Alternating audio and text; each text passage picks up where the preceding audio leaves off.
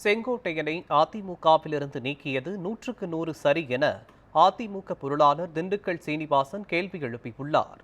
ராமநாதபுரத்தில் செய்தியாளர்களை சந்தித்த அவர், வாய்ப்பு வந்தால் யாராவது முதல்வர் பதவியை விட்டுக் கொடுப்பார்களா எனவும் வினவினார். திரு செங்கோட்டையன் அவர்கள் முன்னால பிறந்திருப்பாரு. அந்த ஒரு தகுதியை தவிர எல்லா தகுதியாளரோட அதிகமாக இருக்கிறனால தான் இறைவன் அருளை பெற்று இன்னைக்கு முதலமைச்சராக இருந்து இப்போ கழகத்தின் நிரந்தர பொதுச் செயலாளர் இருக்காரு. அந்த வசதிக்கு அவர் 2 முறை எனக்கு வாய்ப்பு வந்தது, நான் கட்சிக்காக விட்டு கொடுத்தேங்கிறார். எவனாவது வாய்ப்பு வந்தால் விட்டு கொடுப்பானா? அது எவன்டா அடிக்கலான்னு தானே அடிக்கிறாங்க, பிக் பாக்கெட் அடிக்கிற மாதிரி தான் அது. வாய்ப்பு வந்து அவர் எதுக்கு விட்டுறாரு?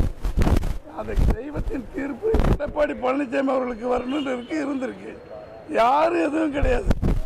அம்மா அவர் அமைச்சராக செங்கோட்டையில் இருக்கும்போது தான் அவரை அமைப்பு பொறுப்பு எல்லாத்தையும் எடுத்து விட்டாங்க.